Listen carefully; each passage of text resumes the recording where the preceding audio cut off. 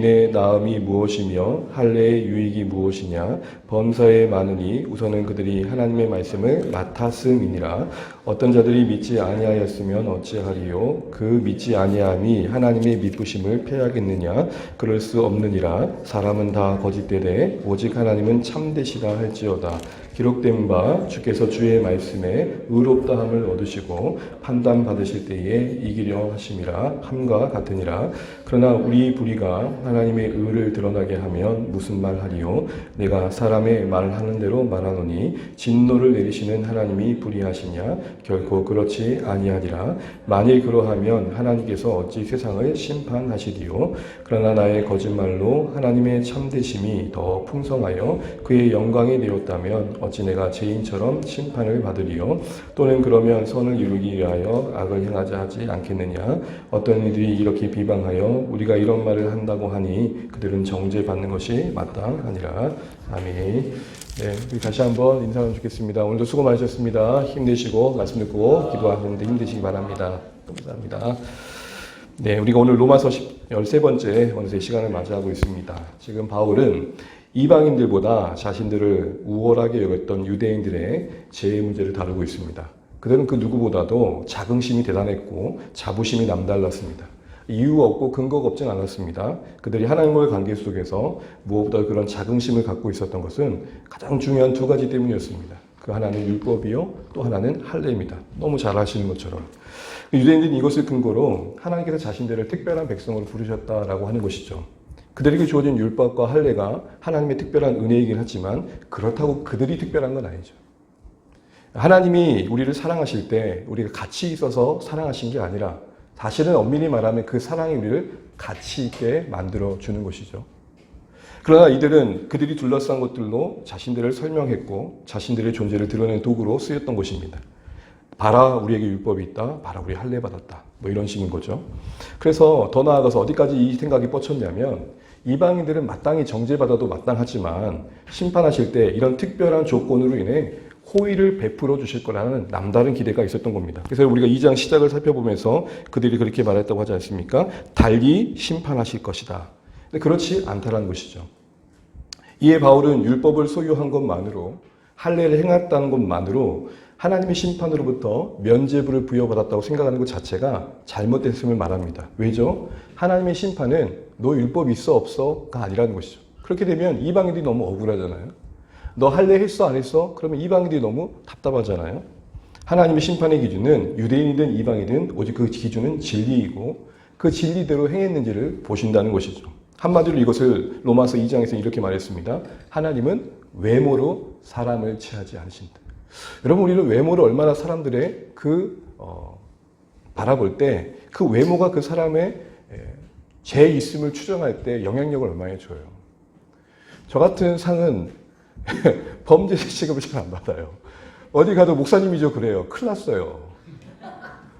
도둑질도 못하고 거짓말도 못하고 맛이 왜 이래요? 라고 컴플레인도 못해요.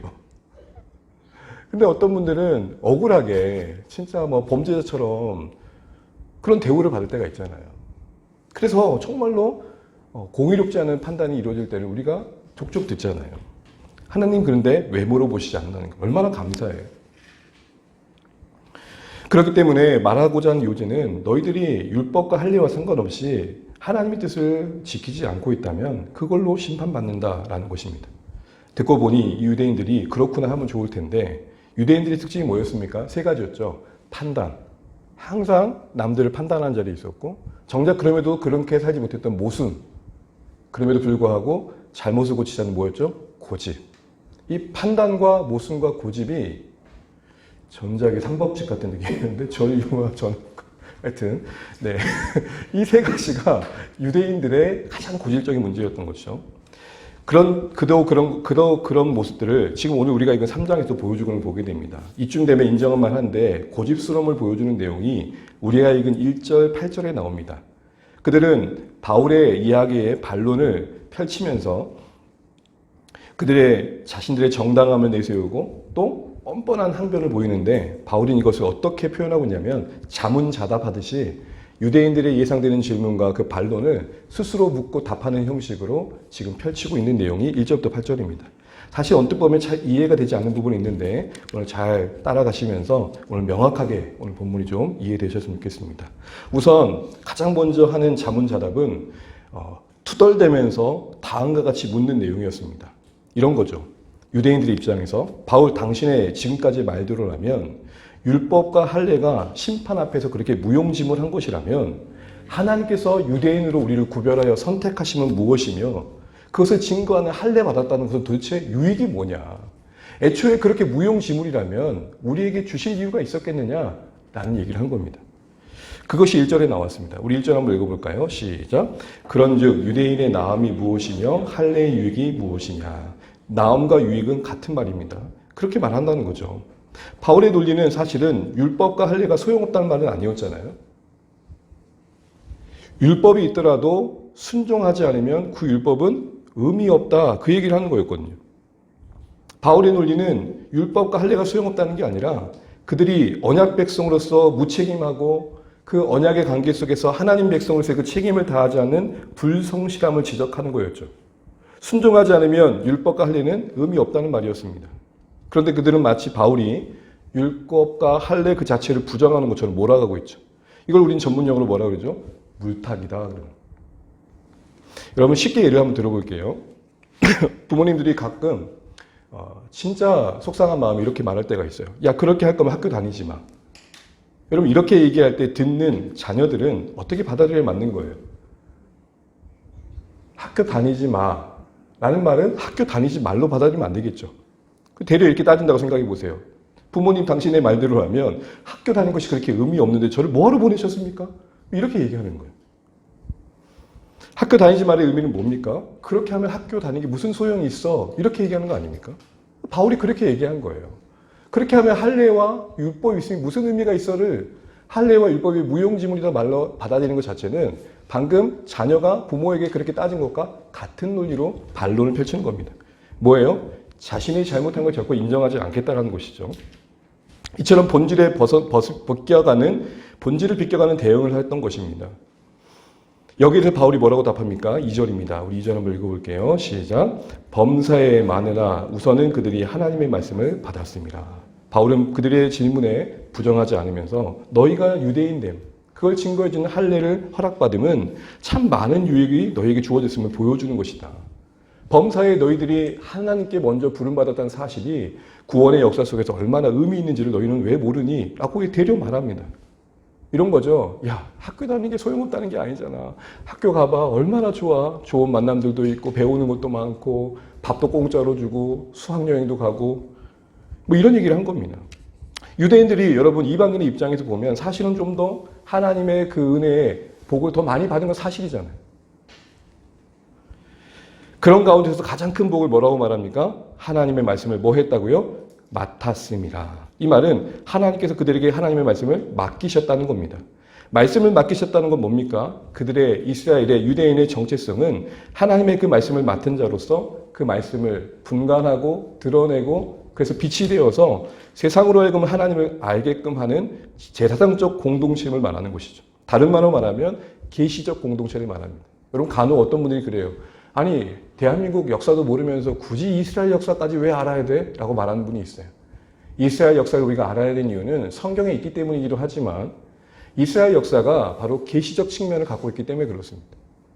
이유는 없지만 하나님께서 그들을 먼저 부르셨다는 사실 안에서 그들과 동행하셨던 이야기가 오늘의 신앙에 우리에게도 유익이 되기 때문에 살피는 거죠. 바로 그런 측면에서 그들은 정말 좀 더 특별한 자리에 있었던 것을 맡은 것이 맞습니다. 근데 여러분 여기서 주목할 표현 중에 하나가 맡았습니다라는 말인데요. 이것은 이런 의미를 갖습니다. 헬라어로는 피스테우오라는 말인데 믿고 맡기다. 그냥 맡겼다라는 게 아니라 정말 신뢰하고 믿고 맡겼다는 거예요. 여러분 뭔가를 맡길 때 대충 아무한테는 맡기지 않죠.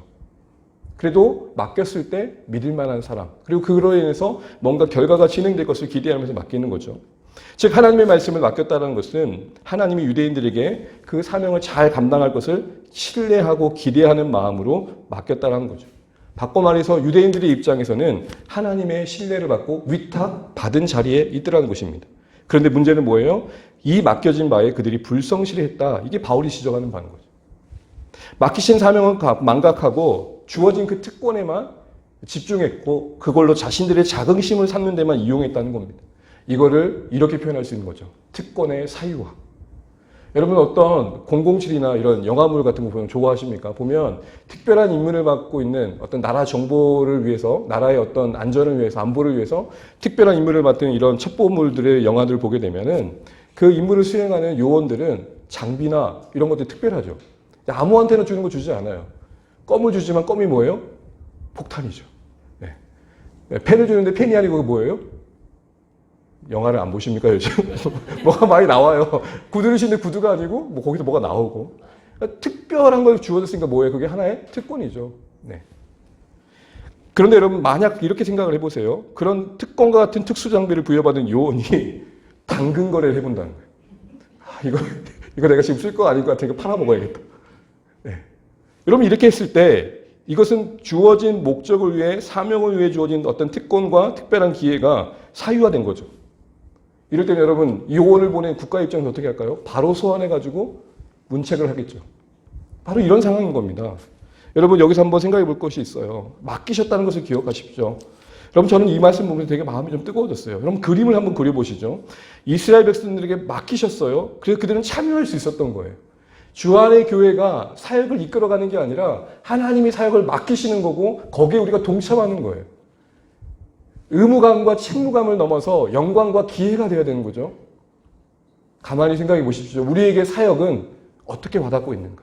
하나님께서 나에게 개인적으로든 공동체적으로든 너 함께 나와 함께 동역 한번 해보지 않을래? 라는 권면 앞에 여러분 어떻게 반응하고 계시는지. 맡기셨기 때문에 할 수 있는 일들이 교회의 일이고 하나님 나라 일이라는 것이죠. 그럼에도 불구하고 우리는 하나님의 이 콜링 같은 일들에 어떻게 반응하고 있냐는 거예요. 교회는 주님이 세우십니다. 우리는 그 세우신 일에 동참하며 세워가자는 하나님 나라에 함께하는 것이죠. 개인적으로 한번 생각해 보시죠. 개인적으로 여러분 맡겨진 것을 우리는 혹시 사유화하고 있지 않은가? 목사라는 직분도 어떻게 보면 여러분 하나님께 주신 선물일 수 있어요. 근데 이 목사의 직분이 내 개인의 이익을 위해 사유화될 수도 있겠죠.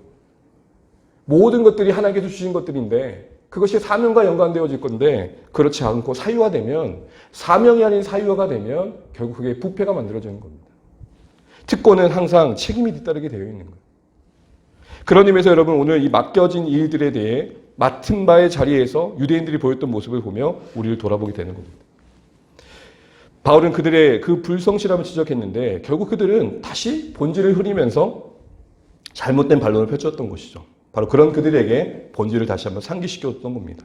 그런데 이들이 그런 답을 들으면서 오히려 이렇게 생각했다는 거예요.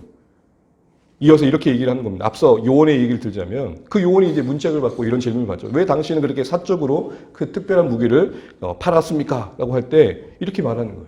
잘못했습니다. 제가 잠시 눈이 어두웠습니다. 이렇게 말해야 되는 거 아닙니까? 아니 그러고 따지면 당신이 먼저 그걸 나한테 준 게 잘못이지. 아니 내가 임무에 실패한 거면 나를 보낸 당신도 실패한 거죠. 여러분 이런 사람 만나면 사적으로 만나면 어떻게 하고 싶어요? 그냥 멱살 한번 잡고 말끝마다 인정하지 않고 요리조리 피하면서 뭔가 이유를 대는 사람들 보면 여러분 어떠세요? 지금 다들 누구 떠오르시죠? 제가 아니기를 바랍니다. 이런 상황 속에서 이어지는 내용이 바로 3절인 겁니다. 그들은 여기서 뭘 말하냐면 한마디로 자신들의 불성실함을 문책받고 있는 자리에서 책임을 하나님께 떠넘기고 있어요. 이게 참 웃긴 거죠. 3절 읽어보겠습니다. 시작. 어떤 자들이 믿지 아니하였으면 어찌하리요? 그 믿지 아니함이 하나님의 미쁘심을 피하겠느냐. 여러분 지금 바울은 자문자답의 형식으로 유대인들이 던질 만한 질문을 자기가 질문하고 답하는 형식을 하고 있다는 걸 유념해 보십시오. 그렇게 보면 여기서 어떤 자는 누굴까요? 바로 유대인들을 말합니다. 유대인 그룹에서 이렇게 말한다는 거예요. 유대인들이 믿지 아니하였으면 여기서 믿지 않으냐면 문맥상 하나님의 미쁘심과 대조해서 볼 때 성실하지 아니하였으면 다시 말씀드리면 유대인들이 성실하지 않았으면 어떡하리요? 그들의 그 성실하지 않음이 하나님의 미쁘심, 그 성실하심을 무너뜨리겠느냐? 이렇게 바울이 말하고 있는 겁니다. 이 말을 통해서 유대인 그룹에서 어떤 질문이 나왔던 것을 알게 됩니까? 바로 이런 것이죠. 율법과 함께 할례와 함께 사명을 맡기셨는데 바울 당신의 말대로라면 우리가 그 사명에 실패했다는 것은 결국 그래서 심판을 받게 된다는 것은 하나님이 그 일을 계획하심에서의 실패 아니에요? 무슨 말인지 이해되십니까? 하나님의 성실함에도 뭔가 문제 있으신 거 아니야? 이렇게 얘기를 하고 있는 겁니다. 앞서 이렇게 말을 했던 자녀들 얘기했잖아요. 또 비슷한 상황 생각해 보죠. 부모님이 훈계를 합니다. 이런 자녀가 있으면 안 되겠죠. 자녀가 대들면서 한다는 말 이런 거예요. 왜 나를 낳아서 그렇게 고생하세요? 뭐 올라오시죠? 왜 나를 낳아서 이렇게 고생하세요? 내가 잘못한 것은 당신들이 나를 낳은 것뿐입니다. 지금 하나님에 대해서 유대인들이 그렇게 말하는 거예요. 우리가 실패했다는 것은 결국 우리를 그렇게 선택하신 하나님이 실패하신 거 아니에요? 여기에 지금 뭐가 없습니까? 자신의 책임이 없죠. 좀 더 다른 생각을 해볼까요? 이런 질문 종종 누가 합니다. 왜 하나님은 굳이 선과 악을 알게 하는 나무를 만드셔서 유혹을 받게 하심으로 죽음의 결과가 이 땅에 임하게 하셔서 모든 책임은 인간에게 뒤집어 씌우는가? 네. 지금 뭐가 없습니까? 자기 책임이 없는 거죠. 여기에 대한 바울의 답입니다. 4절 한번 읽어보겠습니다. 시작. 그럴 수 없느니라 사람은 다 거짓되되 오직 하나님은 참되시다 할지어다. 기록된 바 주께서 주의 말씀에 의롭다함을 얻으시고 판단받으실 때에 이기려 하심이라 함과 같으니라. 아멘. 먼저 단호하게 바울은 뭐라고 말합니까? 그럴 수 없다. 무슨 말도 안 되는 예를 얘기하느냐 이렇게 얘기하는 거죠. 그러면서 사람은 다 뭐하되 거짓되대. 사람들은 불성실하고 실패를 한다. 그러나 오직 하나님은 뭐하시다? 참되시다. 참되시단 말이 뭐예요? 신실하시고 약속한 바를 이루시며 그의 모든 오늘 우리를 향한 판단은 옳으시다라고 단호히 선언합니다. 그러면서 근거의 말씀 하나를 가져오는데 이렇게 표현되어 있죠. 기록된 바. 이 말은 시편 51편 4절의 말씀을 약간 변형해서 인용한 건데요. 다윗의 고백이죠. 기록된 바 그 이하를 다시 한번 읽어볼까요? 시작. 주께서 주의 말씀에 의롭다함을 얻으시고 판단받으실 때에 이기려 하심이라 함과 같으니라. 아멘.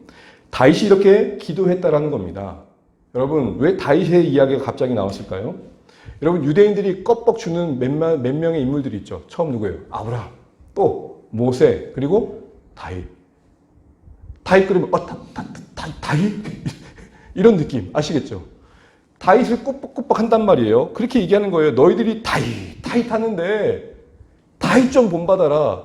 다윗은 뭐라고 했냐? 너희와 비슷한 상황에서 그렇게 죄가 드러났을 때, 그 죄를 지적받을 때, 나단이 그의 죄를 드러낼 때 뭐라고 했냐? 그의 기도를 봐라. 그의 기도는 뭐가 있습니까? 하나님이 자신을 향한 판단에 옳음이, 하나님 나를 향해 판단은 옳으십니다. 그리고 또 뭐라고 말하죠? 누군가 하나님의 그 평가를 누가 판단한다 할지라도 아무도 이길 수 없습니다. 무슨 말이에요? 그만큼 반박 불가의 정당성을 갖고 있는 판단이 하나님의 저를 향한 판단이시고 나단을 통해 드러나신 그 저의 실상이 바로 저입니다. 한마디로 이 다윗의 기도의 제목을 가지고 오늘 유대인들에게 요구했던 건 뭡니까? 너희도 이 다윗처럼 너희들의 죄를 인정해야 될 거 아니에요. 하나님의 그 신실하심 속에 비춰진 반대편인 너희들의 그 비신실하심을 고백해야 되지 않겠느냐 표현을 하고 있는 것입니다. 여러분 이쯤 되면은 고집이 좀 꺾일만 하지 않습니까? 하나님 판단 앞에 항복했던 다윗을 보면서 야 나도 하나님의 그 온전하심과 신실하심을 생각할 때 다시 한번 나를 돌아봐야겠구나 생각해야 되지 않겠습니까? 특별히 여러분 판단받으실 때 이기려 하심이다. 이 말은 하나님의 신실함을 이길 수 없다는 뜻입니다. 이 말이 무슨 말일까요? 아무리 우리가 넘어지고 자빠져도 우리를 통해 약속하신 하나님의 약속에 실패는 없다라는 겁니다. 은혜인 거죠. 우리의 성취와 실패에 좌지우지될 이랬다 저랬다 될 하나님의 계획이 아니라는 것입니다. 그 이기심이, 그 신실하심의 이기심이 다윗을 꺾었죠. 덮으려고 했잖아요. 계속해서 덮으려고 했지만 결국은 드러내신 게 다윗의 인생을 향한 하나님의 신실함의 승리라는 것입니다. 여러분 우리가 지지난주에 살펴봤던 것처럼 하나님의 울량한 심판의 가장 비참한 심판은 뭐죠? 내어버려 두심이죠. 그냥 두시는 거예요. 그런데 하나님은 다윗의 인생 속에 계획하신 그 신실한 언약의 신실함을 그 죄 가운데 있는 그를 드러내심으로 그가 그 죄를 직면하게 하시고 그 하나님의 신실하심에 찾아오심 앞에 정직하게 반응할 수 있도록 함께 하신 것으로 나타내 주셨다는 거죠. 바로 이런 다윗 인생을 향한 하나님의 일하심을 드러내면서 하나님의 신실함은 우리에 의해서 실패가 될 수 없다를 다시 얘기해 주고 있는 겁니다. 그러면 이쯤 되면 알아먹어야 되는데 오늘 어떻게든 자신을 정당화하려는 유대인들의 끝까지 개변을 펼치고 있는 우기는 모습을 보게 됩니다. 그 우김의 내용은 뭐냐면 그러면 오히려 더 잘 됐네. 우리 때문에 하나님이 그렇게 영광 받으실 일이 생겼다면 우리의 비신실함이 하나님의 신실하신 걸 더 부각시키고 있다면 하나님 대리 우리에게 상 주셔야죠. 이런 말도 안 되는 얘기를 하는 겁니다. 5절에 있습니다. 시작. 그러나 우리 불의가 하나님의 의를 드러나게 하면 무슨 말하리요? 내가 사람의 말하는 대로 말하노니 진리를 내리시는 하나님이 불의하시냐.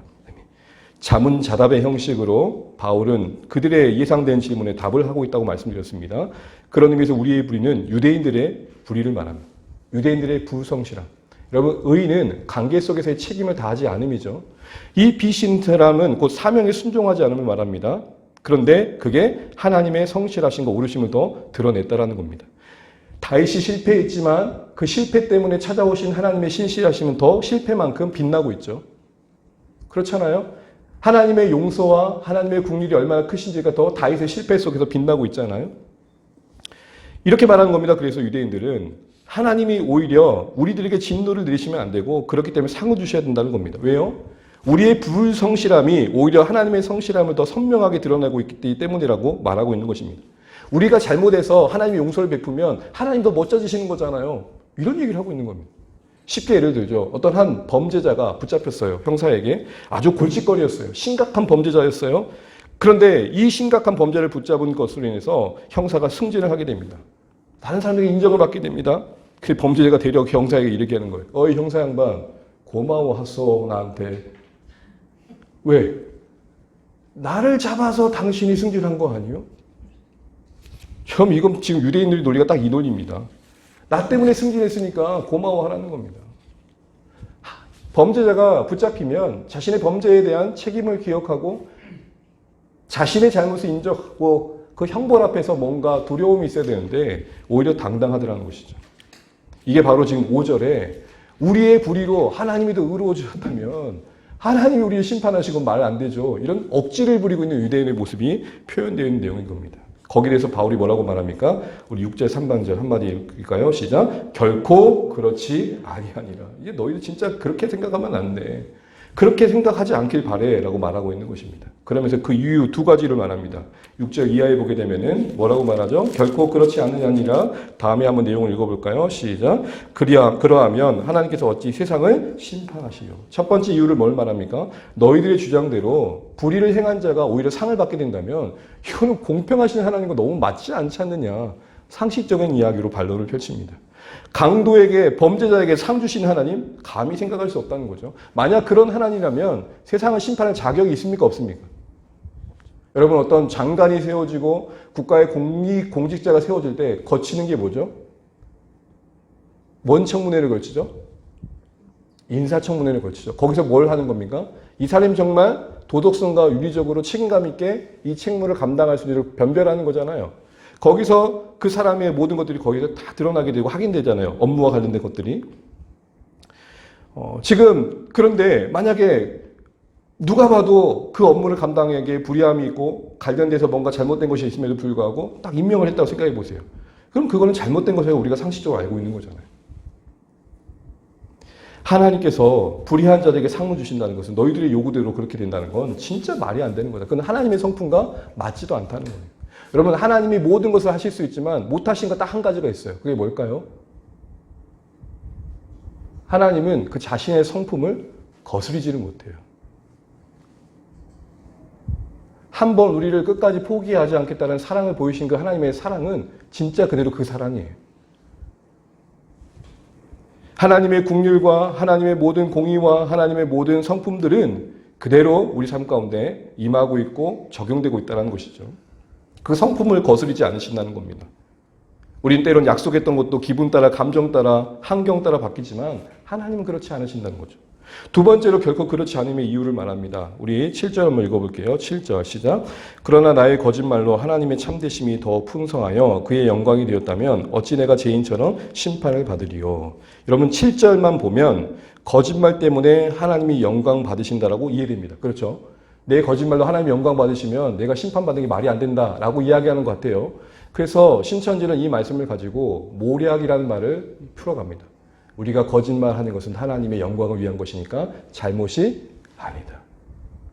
이 8절 말씀, 7절 말씀 가지고. 근데 여러분 7절만 보면 그렇지만 국어를 좀 하면 8절까지 읽으면 그게 아닌 걸 알게 돼요. 우리 8절 읽어볼게요. 시작. 또는 그러면 선을 이루기 위하여 악을 행하자 하지 않겠느냐? 어떤 일이 이렇게 비방하여 우리가 이런 말을 한다고 하니 그들은 정죄받는 것이 마땅하니라. 8절까지 읽으니까 그 의미가 아닌 걸 알겠죠. 무슨 말이에요? 악을 행하는 것도 상관없지 않겠냐라는 논리로 가는 것은 말이 안 된다는 것이죠.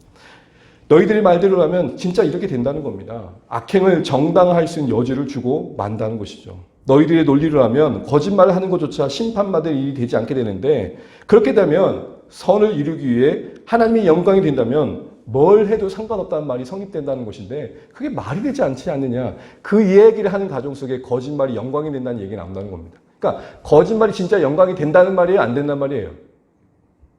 안 된다는 말이잖아요. 거짓말로 영광이 된다고 생각하는 것 자체가 잘못된 것을 말하고 있는 맥락 속에 7절이 나오고 있기 때문에 그런 것입니다. 그런데도 이 7절 말씀을 가지고 묘락이라는 말에 뿅 빠져가지고 거짓말해도 된다 생각하고 자신들의 포교 전략을 위해 거짓말을. 바울의 논리는 뭡니까?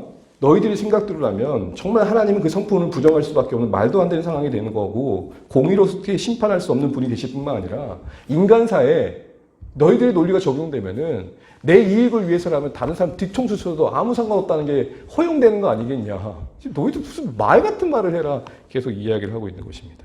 여러분 여기까지 보면서 어떤 느낌이 드세요? 저는 이 여기까지 오면서 어떤 느낌이 드느냐면 고구마 한 5개 먹은 느낌? 아 진짜 뭐지 이거? 왜 이렇게 안 꺾일까요? 왜 이렇게 고집스러울까요? 왜 이렇게 번질까요? 왜 이렇게 무너지지 않을까요? 이들의 이런 모습을 보면서 이 모양 저 모양 핑계를 대면서 하나님 앞에 맡겨진 사명도 제대로 감당하지 않을 뿐만 아니라 그런 감당하지 못한 현실을 지적하는 말씀 앞에서도 오히려 이 핑계 저 핑계 대면서 요리조리 피하고 있는 모습들을 우리가 보게 됩니다. 많은 걸 생각해 볼 수 있겠지만 우리 한번 이 모습 앞에 우리를 비춰보시죠. 하나님을 증거하는 제사장 나라의 사명과 함께 주어진 특권이었던 할례와 율법이 오직 자신들의 이익을 위한 도구로 사유화되어졌고 결국 본질적인 사명은 멀어졌던 유대인들의 죄를 지적하는 바울의 권면 앞에 뻔뻔한 반론만 펼치고 있고 고집스러운 변명만 하고 있고 자기 정당화의 논리를 끝없이 내뱉고 있는 이들을 바라보면서 남 이야기로만 할 수 있을까요? 하나님께서 우리에게 맡겨주신 인생이 있습니다. 그래서 살아가는 하루하루가 여러분의 삶 아닙니까? 우리에게 어느 날 찾아오셔서 그렇게 고집스러웠던 우리 마음을 꺾어 예수 그리스도를 믿어 자녀 삼아주셨습니다. 이제는 우리의 인생에 허락하신 크든 작든 간에 사유화되어지는 게 아니라 공유되어져야 되며 하나님의 도구로 쓰임받아야 됩니다. 직분이 있든 없든 간에 우리의 존재는 부름받은 사명이 있는 자들입니다.